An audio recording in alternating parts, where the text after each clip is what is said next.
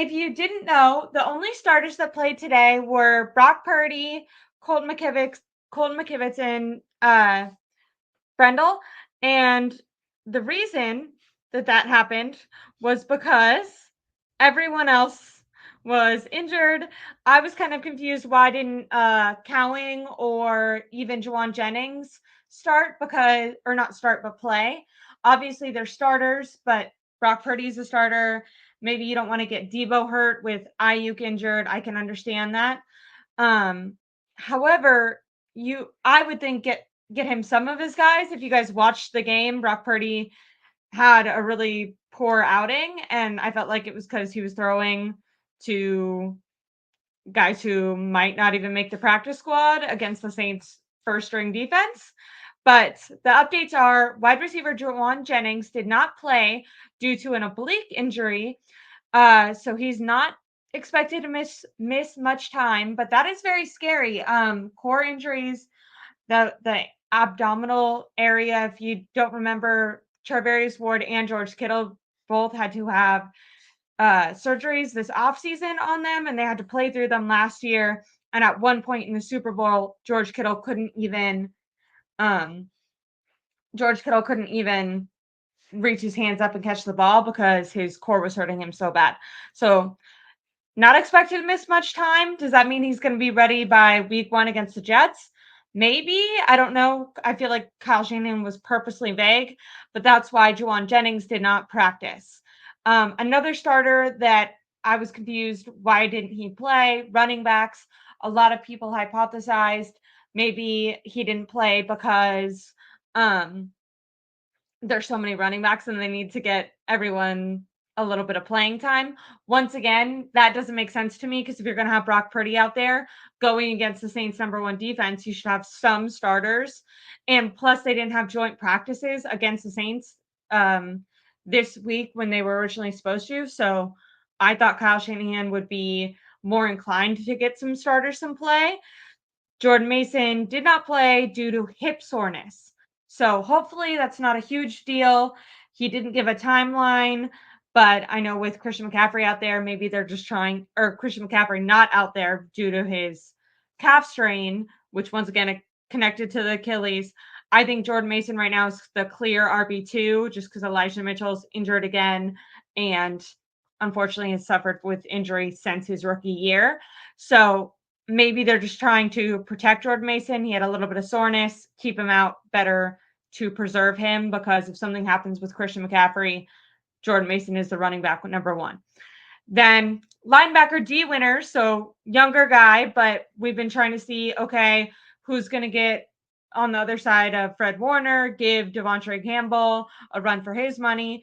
D Winners looked really good against the Titans preseason game last week. Unfortunately, he had a knee injury in practice, so he did not suit up. Those, like I said, the last two besides Jennings, the last two weren't given timelines. So hopefully they'll be ready for even the next preseason game. If not, there's 2 weeks before, like after this game, because if you guys don't know, instead of it being on Sunday, they go against the Raiders on this Friday. So there's going to be 2 weeks before week 1 against the Jets. So I can see if there is nagging injuries that maybe aren't hugely serious, I can still see Kyle Shanahan wanting to sit those guys out just to protect them. So that's the injury updates on them. And like I said, I found it pretty curious as to why Brock Purdy was the only guy out there. I was a little bit worried about that. When he was out there, he faced a ton of pressure. He looked very erratic. He had some, frankly, really horrible passes. His stat lines for people that didn't see it, he completed just 2 of 6 attempts. He only got 11 yards. He only played 3 series, so not quite a half of game. So 3 series isn't much, although I thought after series #1, they were not going to put him back out there. He took 2 big hits in just the first series. And if you guys watched the Vikings game last week, JJ McCarthy got seriously injured, and it's not worth it to put Brock Purdy out there. I was thinking about Ricky Pearsall, who's also injured. I did you guys see Tim Kawakami threw a little bit of shade. Someone asked why Ricky Pearsall hadn't been practicing because he wasn't on the inactive list. And Tim Kawakami said that he's been dealing with a minor shoulder strain, which I felt like was downplaying it a little bit. Like Kyle has been like, oh, he can't play because he's really injured. And then Tim Kawakami was kind of like, oh, it's just a minor thing, almost insinuating that he could push through it if he needed to. I don't know if they're trying to protect Ricky against himself injury wise or his mentality. I know they interviewed the wide receivers coach a week and a half ago now.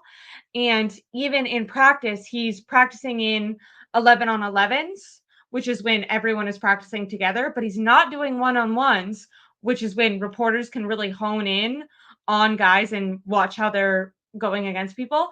And the wide receivers coach said that he didn't even want Ricky going against Ambry Thomas because they don't want him to get disheartened if he struggles, which kind of scares me because if your first round pick doesn't show out against Ambry Thomas, who probably isn't going to even make the team this year, kind of terrifying.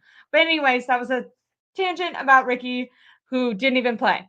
Brock Purdy did play 3 series, did horrible, but had an awful offensive line and was throwing to guys who are going to be on the practice squad and was going against the Saints first string defense because they did play their starters for the first half, which makes sense because normally teams, or at least Kyle Shanahan, doesn't play his starters in this game, but it's because all of his starters go balls to the walls in the 3 joint practices that they have right before this game.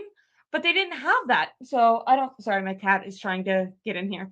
So I don't know why Kyle didn't want, Debo, Kittle, just like I said, 3 series. That's not very much. But anyways, Brock Purdy had 2 almost intercepted passes. He also got knocked down twice, like I said, in that first quarter or in that first series. And he finished all 3 series with a passer rating of only 42.4, which is not good. Not good. Now, like I said, he was going against the starting defense, and the only offensive starters besides Purdy that were in the game was Jake Brendel and Colton McKivitz. I don't know. I gave you guys a reason why Jawan Jennings wasn't in the game and why Jordan Mason wasn't. I don't know about Chris Conley. Chris Conley is one of those guys. He's an older veteran, but he played really well in the Titans game. And if you guys remember back to the Super Bowl, he played phenomenal in the Super Bowl as well. He's old. He's old enough that I wonder if they can stash him on the practice squad or if they'll try to.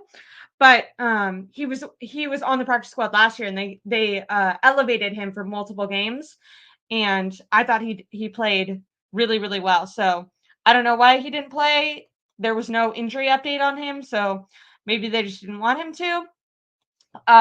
But yeah, I think protecting your starting quarterback is more important than making sure your, 5th, 6th wide receiver is healthy. So a little bit of, I guess, interesting decision making there by Kyle Shanahan. But I will say Brock Purdy in his press conference said that Kyle approached him after last game and asked if he would want to start in this game. And Brock Purdy said yes. Now, if you're the coach, you need to make the decision. And if you think none of the other starters are going to start, you need to prioritize your quarterback's health. What is your guys' opinion on playing starters in the preseason? I know Sean McVay doesn't play any of his starters at all. The quarterbacks, the wide receivers, starting offensive line, none of them. I think if you're going to start your starting quarterback or your starting wide receivers, you need to have your starting offensive line out there. I feel like that's just fair. Dominic Puni, by the way, I don't count him as a starter because he's a rookie, but I think he's going to be a starter. Right at that right guard.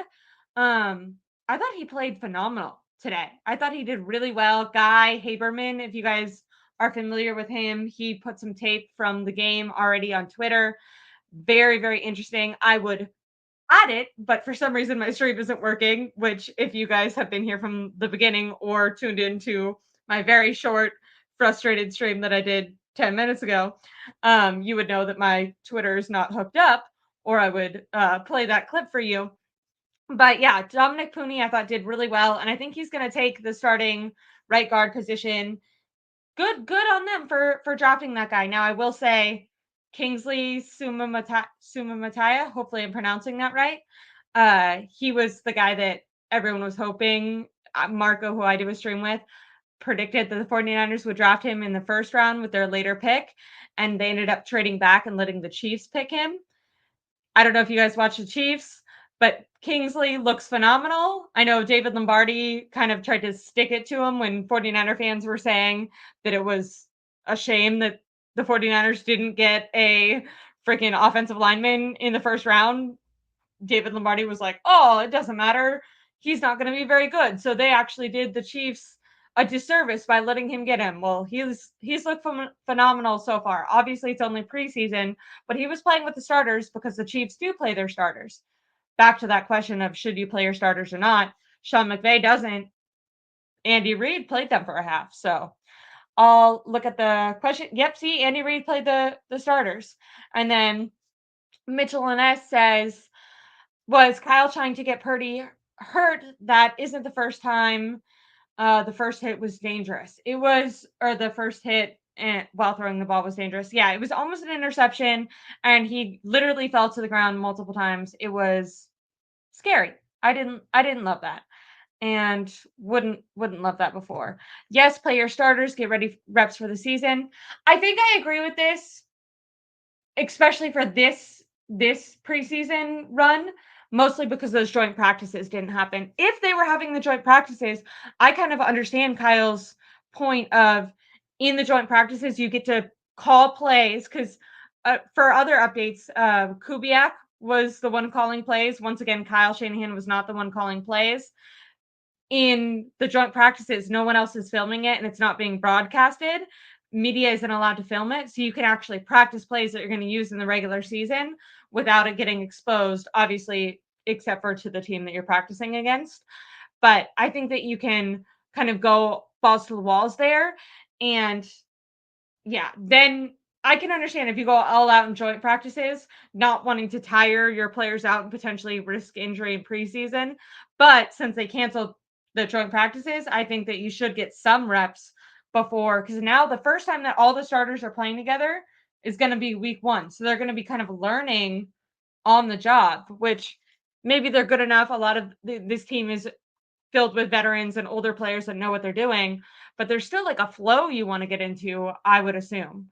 So, anyways, that's my takeaway for that. And then really quickly, I think this guy's from like Sweden or something. He's commented a couple times. Imagine putting your QB out there with a bunch of backups and wide receivers who won't make the team against a top 10 defense, starting everyone. That was the main issue. Like, also coaches in the preseason talk to each other. It's not like a regular season where you're really trying to win.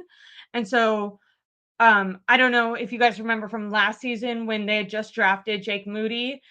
Kyle Shanahan had asked the other team to make sure to blow the whistle and call and try to psych Jake.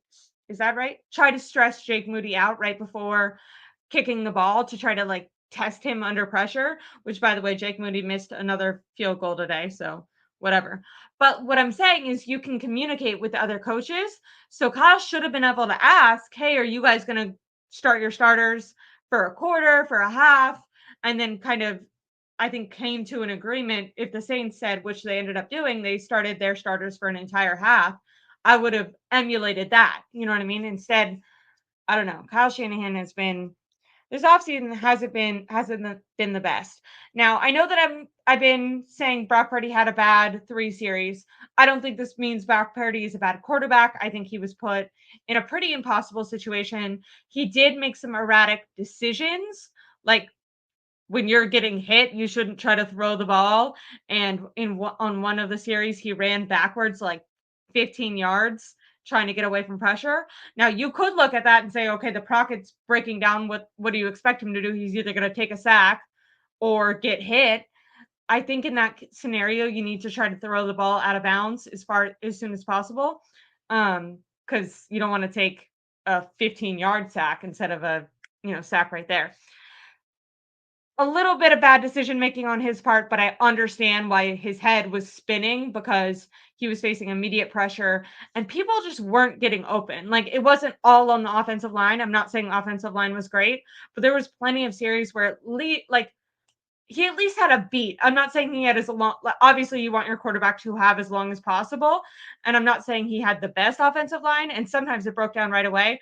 But there was a few times that the offensive line held up for 2 to 3 seconds, and no one was getting open.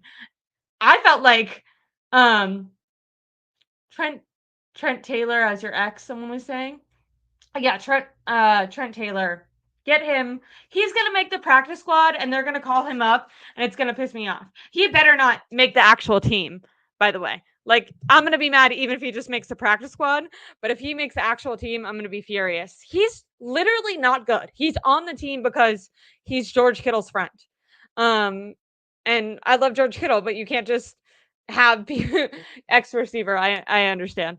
I was thinking my mind is still on how my Twitter is not hooking up. So I was thinking about Twitter and I was like, did Trent, and I also shit talked Trent Taylor on my Twitter. And so I thought maybe you're saying Trent Taylor responded to that, but I very quickly realized you were talking about slot receiver.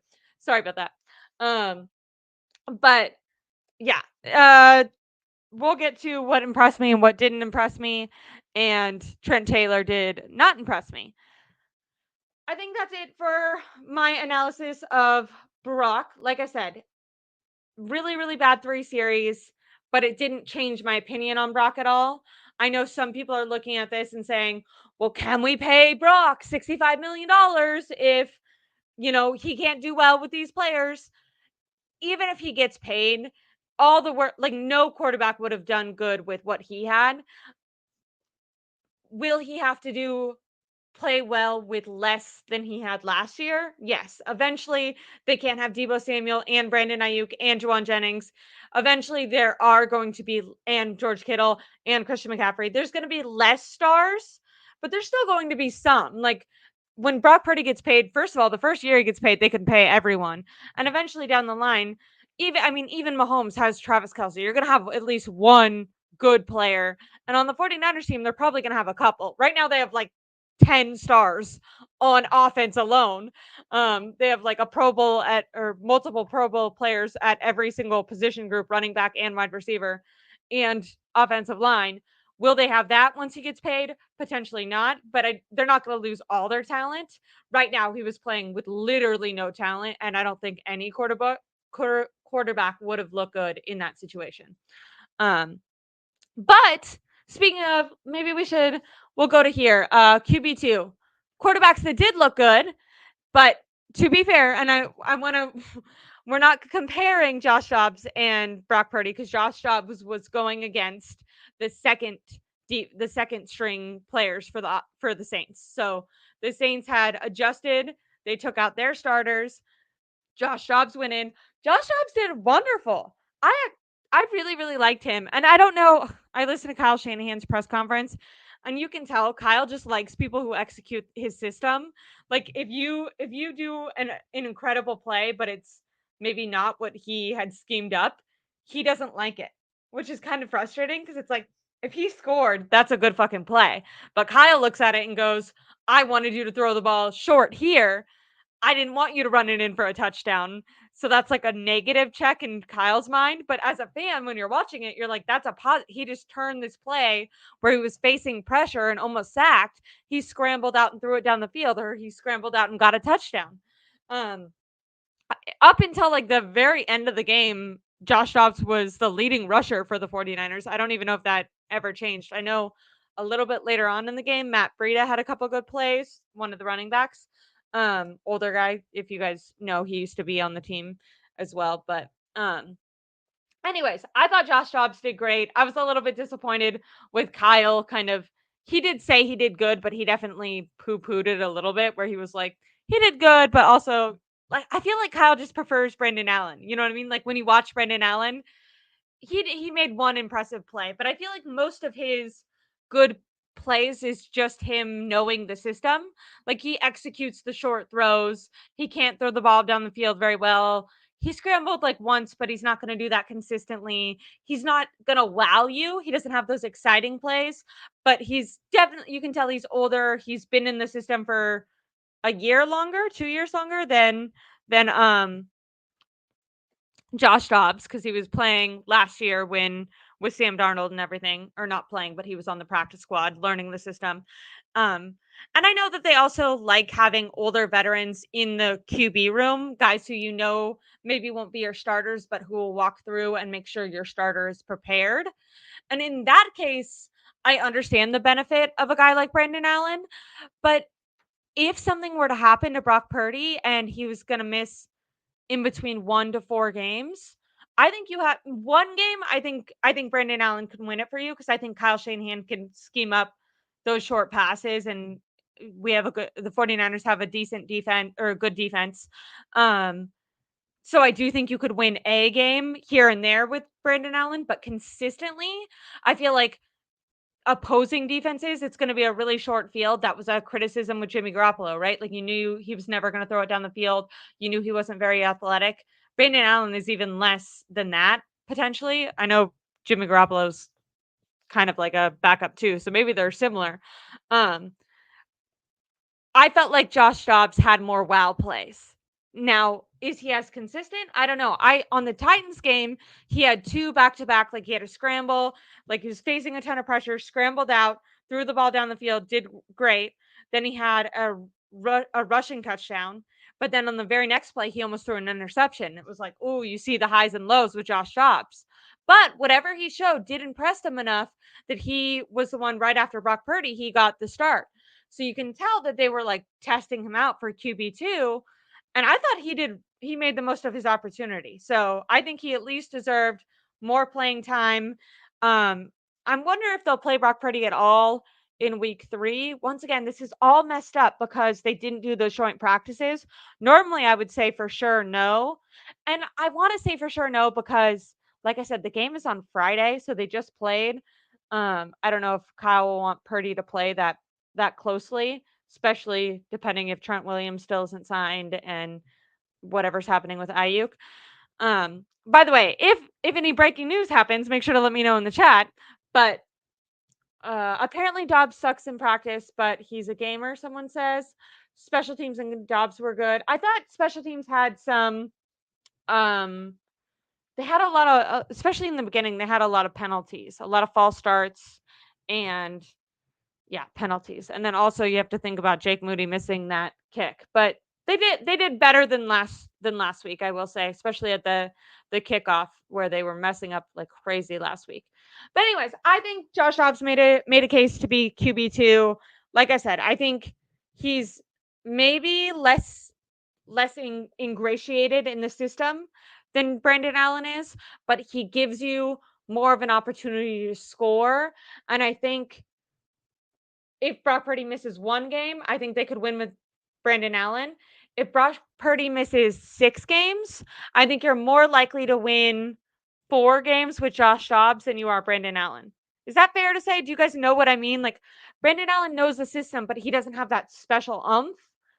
Josh Dobbs is just exciting. In some ways, he feels like what you kind of hoped Trey Lance would be when he first started.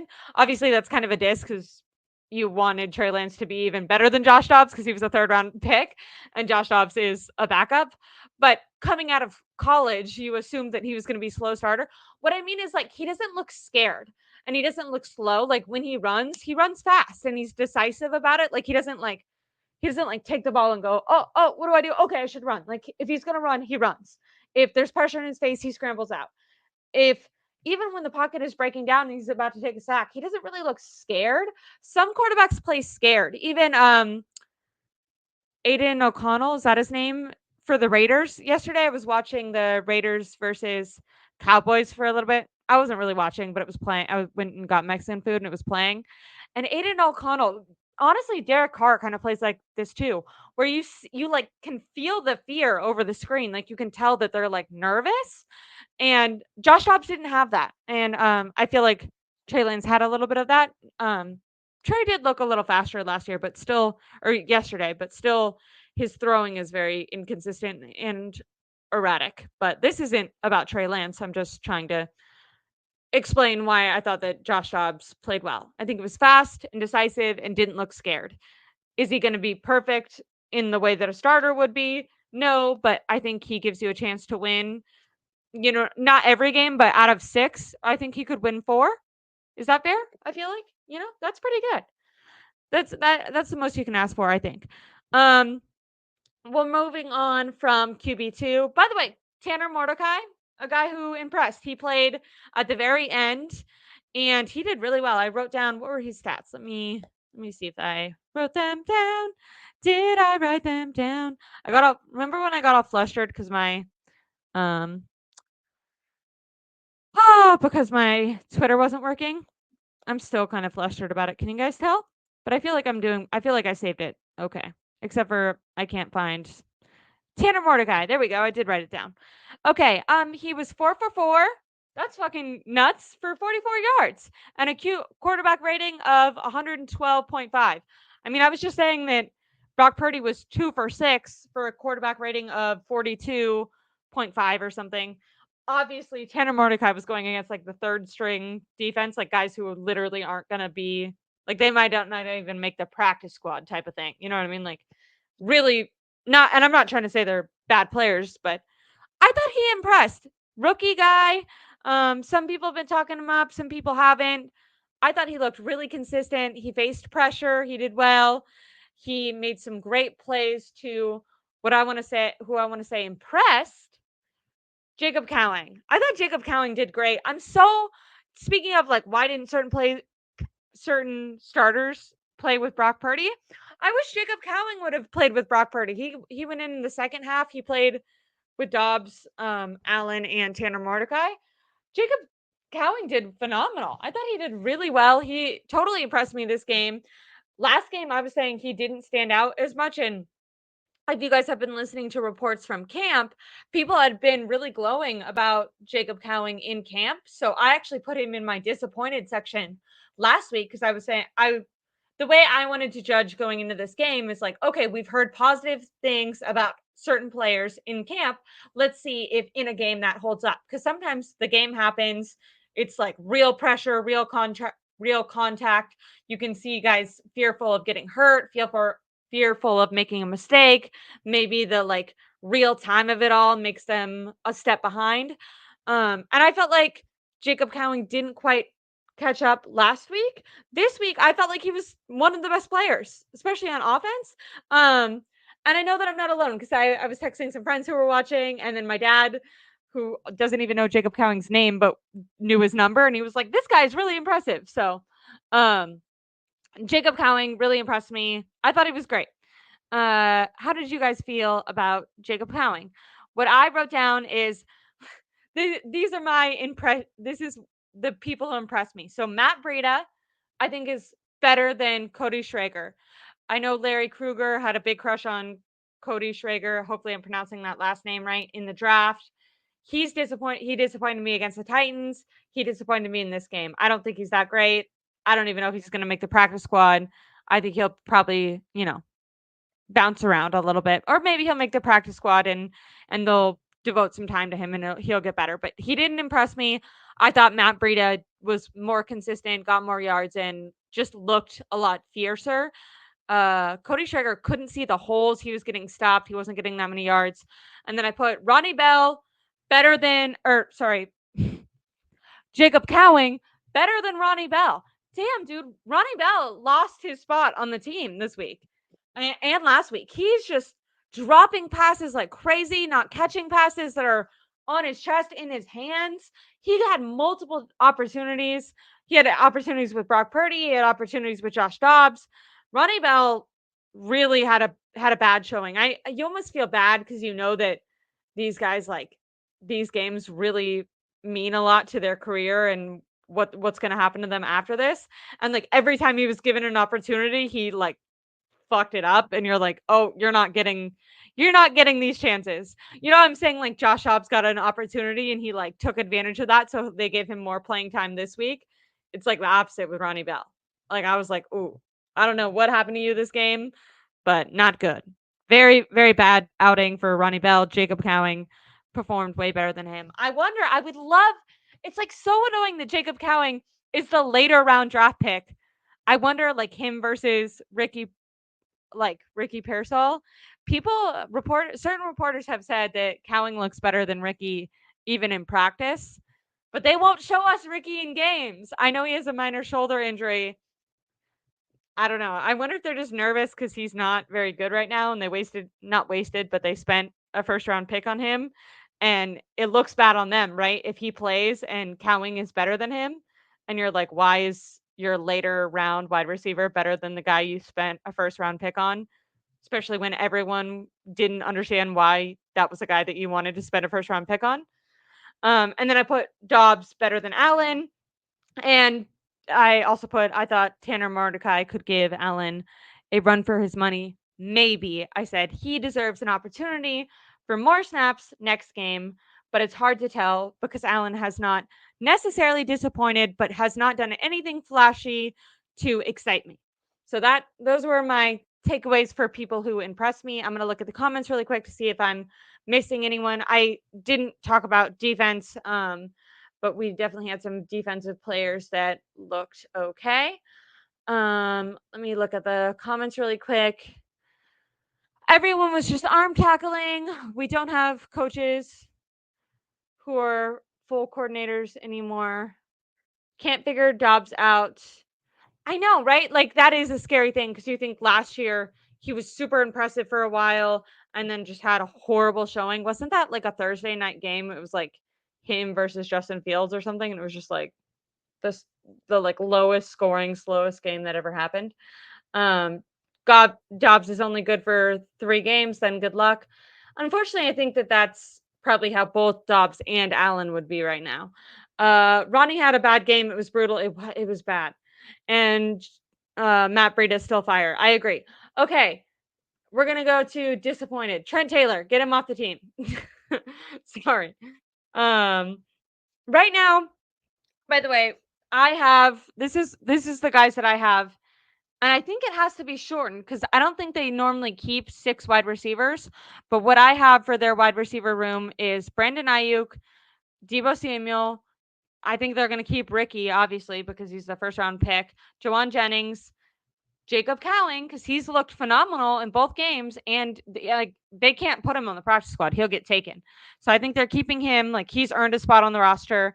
And then I put Chris Conley because he did phenomenal in the preseason game. He's been one of the standouts according to reporters in camp. And aside from Jawan Jennings, he was like the second best wide receiver in the Super Bowl. So I think they're keeping him. But that's 6 guys. They normally keep like 5, sometimes even 4 wide receivers depending on the amount of running backs they want to keep. Um and I'm obviously putting Ayuk in there. I know that we don't necessarily know that Ayuk is going to be on the team, but if you've been tuned into this channel, I think Ayuk's going to stay with the team. So, maybe they'll put Chris Conley on the practice squad. I want to say that's dangerous because he's done so good, but he was on the practice squad last year and they just called him up. So, maybe he's I don't think he's bad, but maybe because he's older, like, people aren't starved for him. So, anyways, I think those are my immediate updates. I wanted this to be kind of quick. I didn't want to do a full breakdown because I'll be going more into that tomorrow when I do a full review. Um, but yeah, I think that's my immediate takeaway. That I was looking at my other note. The only other notes that I have is I was just talking about the offensive line, how it needs to be urgent that they get Trent Williams out there, and I wrote a big question mark on Kyle Shanahan and John Lynch for not drafting Kingsley. Like I said, if you guys are subscribed to this channel, I do a show with Marco Martinez. Sometimes he's in here from Clutch Gene Sports. He was really big on Kingsley Sumatia, who did great with the Chiefs, and 49ers could really use a guy like him, especially today when their offensive line, in my opinion, was not holding up in the way that you would hope. So I am going to look really quick to see if there's any more like takeaways that we got from the press conferences that were happening. But normally people will put that in the comments now, to be fair. Um, once again, this is not hooked up to my Twitter. Anyone who's like a technician person, apparently, in order to live stream to Twitter now, you have to be premium. But I pay for premium now. Because this happened like a month or so or 2 months ago, and I'm paying for premium. So I don't know. Oh, look, I'm so glad I checked. Remember how I said I didn't know if Brock Purdy was going to play? Brock Purdy is expected to play Friday night in the preseason finale against the Raiders, per Kyle Shanahan. Okay. I mean, that totally makes sense because they didn't have the scrimmages. Oh, also Brandon Ayuk. I don't know if I said this when I was talking about the updates. He wasn't on the sideline, so no one saw him with the cameras. But during the game, Kyle Shanahan told the sideline reporter that Brandon Ayuk was in the building. So I'm still thinking that they get that done. He was sitting up in the box with the injured players, per Kyle Shanahan. I mean, I think he's going to be on the team now. He was actually out there, actually practicing on the side field 2 days ago, shaking people's hands. Malik Mustafa, I felt like he did okay. He had some missed tackles today. I thought his Titans game, he was in my impressed. He was, I think, the first guy that I mentioned because I was really impressed with him. This game, he was okay, but not as good as last game. There was a couple like just he was jumping on him and he like aimed wrong and just shanked it. So don't love that. Really quickly, just scrambling through, making sure I didn't miss anything else. People are talking about Ronnie Bell not being the best, and yeah, I think that that's gonna be it. Like I said, I'm gonna give a full breakdown tomorrow. New injuries that were added was Shawan Jennings, oblique, D Winters, who performed last week against the Titans well and was expected to play this week, but then ended up not playing. Bruised knee. That's why neither of them played yesterday. They're not expected to miss a lot of time, but I would not anticipate that they're playing on Thursday because that's not far away. So, okay, like I said, I'll check the comments one more time, check my notes, but I think that that's it. I said Tanner Mordecai is good. I talked about Dominic Pooney. I liked him. Let me know in the comments when I'm done with this if you guys think my guess on the wide receivers that they keep is going to be good. Cowing was a good value day 3 pick in a good class. I agree. I thought he like I said, he was in my impressive category. I'm fearful that he's probably better than Ricky right now, and they're a little bit ashamed for that. By the way, is anyone scared about Jake Moody in the missed attempt? Don't love that. Don't love that at all. Other people said five.